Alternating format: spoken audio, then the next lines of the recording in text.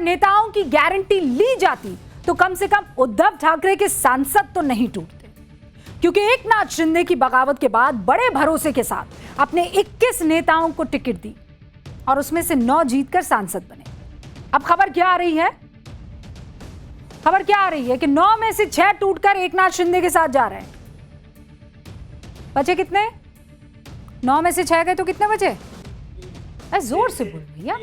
3। Okay, तो बचे 3। जाहिर है उद्धव ठाकरे और उनके अभी तक खास बने हुए नेता नाराज चल रहे हैं, और नाराज इतने कि संजय राउत अपने शब्दों पर कंट्रोल नहीं कर पा रहे, अपने ही सांसदों को गंदी गाली दे रहे हैं, अपशब्द दे रहे हैं। नहीं सुन सकते भैया, तो बीप करके सुनवाते हैं। बाळासाहेब ठाकरेंनी आम्हाला मुलासारखं वाढवलं सगळ्यांना। हा, उद्धव ठाकरेंनी आमच्यावरती सातत्यानं भावासारखं प्रेम केलं। हे कोण जात आहेत हे? नहीं, डोंट कट, ये कट मत करना। ये बेईमान है और बेईमानी उनके खून में है। कि लोकसभा सांसद जो हैं वो कैसे एक एक करके टूटते चले जा रहे हैं। आप ठीक करें, तब तक मैं आती हूं। टीएमसी के 20 लोकसभा सांसद टूटे हैं। कहां जा रहे हैं? नई पार्टी, उसको ज्वाइन कर लिया है। एनडीए में उद्धव की शिवसेना के 6 सांसद टूट रहे हैं। खबर ये आ रही, उनके किसी पार्टी में जाने की खबर है, लेकिन कौन सी पार्टी ये नहीं जानते। एनडीए के साथ खड़ी शिंदे की शिवसेना में इस वक्त जो है बगावत मची हुई है। एनडीए क्या है? बीजेपी के नेतृत्व वाला गठबंधन है। मोदी सरकार के समर्थन में ये सब के सब खड़े दिखाई दे रहे हैं। जो सांसद बड़े पैमाने पर विपक्ष को छोड़कर सरकार की तरफ जाना चाहते हैं, उनका तर्क है कि सत्ता पक्ष में रहने से इलाके में कामकाज बेहतर होगा। अगर आप सत्ता में रहेंगे तो विपक्ष में सिर्फ सियासत में वक्त जाया हो रहा है, और इसीलिए अगर हम सत्ता के साथ रहेंगे तो हम जो जनता से हमारी जवाबदेही है उसका रिश्ता और मजबूत कर पाएंगे। पर क्या सिर्फ मामला इतना भर है या कहानी कुछ और है? दरअसल अभी जो मॉनसून सत्र आने वाला है, उससे पहले एक स्पेशल सत्र केंद्र सरकार ने संसद का बुलाया था। उस सत्र में महिला शक्ति विधेयक पेश किया गया। उस विधेयक के पास होने के लिए 2/3 बहुमत चाहिए था, यानी 352 उस वक्त आपको चाहिए था, और तब सरकार के पास सिर्फ 298 सांसद थे। 54 लोकसभा सांसदों की कमी सरकार को उस वक्त पड़ गई। अब ये 2 महीने पुरानी बात है, 2 महीने बीते हैं। आज की तारीख में स्थिति बदलती हुई दिख रही है, और वो कैसे बदल रही है आपको समझा दूं। टीएमसी के 20 सांसद विपक्ष को छोड़कर सत्ता पक्ष की तरफ आ चुके हैं। मतलब 54 में से 20 सत्ता पक्ष में आ गए, कम पड़ गए 34। उद्धव गुट के 6 सांसदों का एनडीए में आने का जो जानकारी और जो खबर है वो इसमें और एडिशन कर रही है। तो अब इनको जोड़ेंगे तो कमी पड़ रही है 28 सांसदों की। डीएमके तब विपक्ष के साथ काले कपड़े पहनकर खड़ी हुई दिखाई दे रही थी, याद है ना आपको? काला पट्टा पहनकर आई थी, काली शर्ट पहनकर आई थी, पूरा काला ड्रेस पहनकर आई थी। आज की तारीख में डीएमके लोकसभा में कांग्रेस के बगल में बैठना तक नहीं चाहती, और डीएमके के कितने सांसद हैं? 22। अगर सरकार किसी विधेयक को अपने पाले में ले आती है तो फिर लोकसभा में 2/3 बहुमत से सरकार सिर्फ 6 सांसद दूर रह जाएगी। और इसीलिए हम कह रहे हैं ये ऑपरेशन मॉनसून सत्र है। यानी अगर महिला आरक्षण विधेयक पर सरकार डीएमके को अपने पाले में ले आती है तो मॉनसून सत्र में ही देश की आधी आबादी को संसद और विधानसभा में 33% आरक्षण का रास्ता साफ होते हुए दिख जाएगा। और इसी वजह से मौजूद सियासी उठापटक को हम ऑपरेशन मॉनसून सत्र कह रहे हैं। इसका इशारा भी ओम प्रकाश राजभर कर चुके हैं। फिर सुनिए। ये जो ऑपरेशन आप बता रहे हैं, ये ऑपरेशन कब से शुरू हो रहा है? मतलब कब तक इसे अंजाम दे दिया जाएगा? सपा टू भाजपा एक्सप्रेस जिस दिन सत्र शुरू होगा विधानसभा का, लोकसभा महाराज बिल आ रहा है ना, महिला बिल आ रहा, पास होगा। अपना ब्लैक बोर्ड काम करने लगा है। चलिए श्री गणेश किया जाए, बिस्मिल्लाह किया जाए और मैडम आपको बोर्ड पर अब समझाएगी क्या सियासी कूटनीति का वो चैप्टर जहां पासा महज 60 दिनों में पलट गया। एकदम से हालात बदल गए, जज्बात बदल गए और कभी ताकतवर नेता कहे जाने वाले लोग खाली हाथ रह जाते हैं। अब इससे यह बात क्लियर समझ में आती है कि जब जनादेश पलटता है तो नेता उस तरफ जाते हैं जिस तरफ जनता का मूड होता है। दीदी को जनता का साथ नहीं मिला। पश्चिम बंगाल में 215 से घटकर 80 विधायक रह गए तो उनके सांसदों का ममता बनर्जी से मोह भंग हुआ। उद्धव ठाकरे को महाराष्ट्र विधानसभा में जनता ने नकार दिया तो अब सांसद भी पाला जो है वो बदल रहे हैं। तो आज की असल हकीकत यही है, विपक्ष इसे नहीं माने कोई बात नहीं, लेकिन इस बात को समझना होगा कि उनके साथ जो मौजूद सांसद है जो जनता के बीच में जाते हैं उनको समझ में आ रहा है कि हालात और जज्बात क्यों बदलने हैं। सरकार लोकतंत्र को खत्म करने की साजिश रच रही है, ये बात सही है, या फिर ये कि चुने गए सांसद और विधायकों को समझ में आ रहा है कि जनता को क्या चाहिए। सुनिए आप पहले ये बयान। ये जो देश में लोकतंत्र को ख़त्म करने के लिए विपक्ष को तोड़ा जा रहा है, डराया जा रहा है, धमकाया जा रहा है, ये लड़ाई अंतिम दौर में है। अब इन्होंने जितना करना था कर लिया। अब ये बौखलाहट है जो सब कुछ हो रहा है कि विपक्ष को बिल्कुल कुचल दो, लेकिन सांसद के जाने से या सांसदों के पाला बदलने से आवाज़ दब नहीं रही है, ये आवाज़ तेज ही होगी।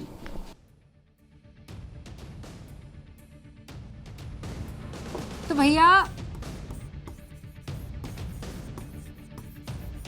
इमरान मसूद साहब क्या कह रहे हैं?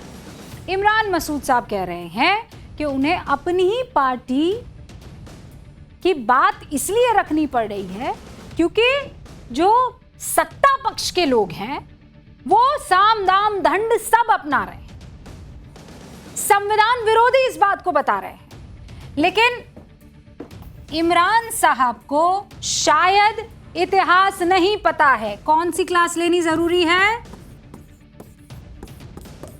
हिस्ट्री की, इतिहास, ठीक है ना। इतिहास क्यों, अभी आपको समझाऊंगी मैं। इतिहास क्यों, अभी आप समझिए। 1979 में चौधरी चरण सिंह ने जनता पार्टी को तोड़कर लोकदल बनाया। इंदिरा गांधी की कांग्रेस के समर्थन में प्रधानमंत्री बने। फिर आया 1990, चंद्रशेखर ने वीपी सिंह से बगावत करके समाजवादी पार्टी बनाई और फिर राजीव गांधी की कांग्रेस के समर्थन से प्रधानमंत्री बने। 1993 में कांग्रेस सरकार के खिलाफ अविश्वास प्रस्ताव आया तो विपक्ष में बैठी जनता दल चौधरी अजीत सिंह के नेतृत्व में टूट गई। अजीत सिंह से जनता दल अजीत बनकर कांग्रेस को समर्थन किया। इसके बाद में कांग्रेस में विलय पक्का उनका हो गया। अब यह कांग्रेस ही बता सकती है कि क्या इंदिरा गांधी, राजीव गांधी, नरसिम्हा राव के वक्त भी संविधान को खत्म करने की साजिश रची गई थी, क्योंकि तब पार्टी तोड़ने वालों को कांग्रेस ने समर्थन दिया था, या यह जुमला नया नया इजाद किया गया है। हालांकि 1993 से 2026 आते आते गंगा में बहुत पानी बह गया। वो दौर क्षेत्रीय पार्टियों के उभरने का था। तब जनता कांग्रेस से ऊब कर ऑप्शन तलाश रही थी। कांग्रेस से बोर हो गई थी, जनता को एक नई पार्टी चाहिए। लेकिन अब दौर बदल गया है। कभी अपने राज्यों में ताकतवर रहने वाली स्थानीय पार्टियां आज खुद को एकजुट रखने में नाकाम हो रही है। इसीलिए बीजेपी छोड़िए आप, कांग्रेस अपने सहयोगियों को कह रही है कि जो कांग्रेस से टूटा है वो कांग्रेस में शामिल हो जाए। यानी उस जमाने में जो कांग्रेस से टूटी हुई पार्टियां बनकर क्षेत्रीय पार्टियां बनी, वो वापस विलय कर दे कांग्रेस में। ऐसे में आपके मन में सवाल उठ सकता है, क्या देश में बीजेपी बनाम कांग्रेस की लड़ाई अब आ जाएगी? तो अब ब्लैक बोर्ड का इस्तेमाल करती है। तो कौन कौन सी पार्टियां हैं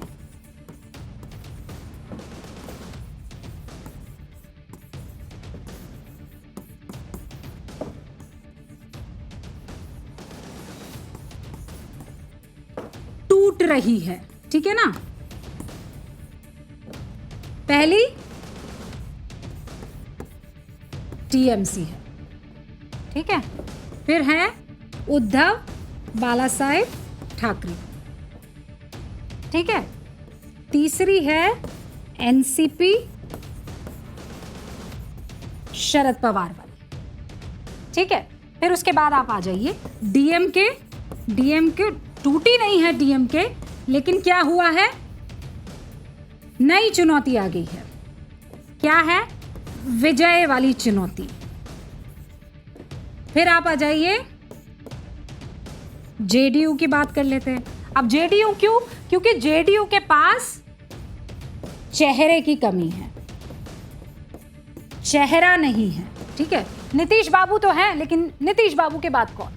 अब आप आ जाइए आरजेडी, लगातार हार का सामना करना पड़ रहा है, ठीक है। लालू वाला करिश्मा अभी तेजस्वी बाबू में दिखाई नहीं दे रहा है, नहीं। अब आम आदमी पार्टी, हाँ भाई 10-12 साल पुरानी पार्टी है, लेकिन क्या हुआ, सिमट गई है। कहां सिमट गई है, पंजाब तक, पंजाब, ठीक है। अब आ जाइए एक और पार्टी YSRCP। अब इसके साथ क्या दिक्कत है, इसको भी टीडीपी ने निपटा दिया है। ओडिशा में क्या हुआ आप जानते हैं, बीजेडी। अब बताइए बीजेडी नवीन पटनायक के बाद कौन है। अब आइए आप एक और AIADMK। जयललिता के बाद एक फूट आती गई, खत्म। अब फिर कौन, फिर आ जाती है लेफ्ट, जिससे अभी मैं लिख रही हूं। किसी राज्य में इसकी सरकार नहीं बची है, केरला के बाद बताइए आप कहां। इसीलिए अब कौन कौन सी पार्टी टूट रही है वो आपके सामने पूरी की पूरी तस्वीर है। धन्यवाद ब्लैक बोर्ड बाबू, धन्यवाद। अब जरा आपको अगला चैप्टर दिखाते हैं। अगला चैप्टर क्या है, अगला चैप्टर जिसमें आपको बताएंगे राम मंदिर से चोरी का कैश और सोना मिला, तो ट्रस्ट के लोगों ने क्यों छुपाया। एसआईटी की रिपोर्ट तैयार है, किस पर गाज गिर रही है। ट्रस्ट की मीटिंग में सभी सदस्यों को बुलाया क्यों नहीं गया। चढ़ावे की जानकारी छिपा कौन रहा था, यह चौंकाने वाला खुलासा आपके सामने रखूंगी। ये जनहित की बात है, देशहित की बात है, राम नाम की बात है। 22 जनवरी 2024 जब अयोध्या में भव्य राम मंदिर का उद्घाटन हुआ था, मैं उस जमीन पर मौजूद थी। मैंने लोगों की आंखों में आंसू देखे, बूढ़ी बूढ़ी औरतें प्रभु राम के दर्शन के लिए तरस रही थी, तड़प रही थी। मैंने उन माओं को भी अपने आंचल से पैसा निकालते हुए देखा है, जिनके पास बमुश्किल 100 रुपए होंगे। अपने प्रभु राम के मंदिर में आस्था का चढ़ावा चढ़ाते हुए मैंने देखा है। पूरी दुनिया में राम नाम के गूंज को आपने भी महसूस किया है। आप मुझे बताइए, क्या उन लोगों को बख्शा जाना चाहिए जिन्होंने राम नाम की जगह राम धन की लूट की है। 500 साल का संघर्ष, हजारों लोगों का बलिदान, लंबी कानूनी लड़ाई, राम मंदिर की मूर्ति जब लगी तो हर कोई रोने लगा, लेकिन किसी को अंदाजा तक नहीं था कि आस्था के सबसे बड़े मंदिर में कुछ ऐसा भी होगा।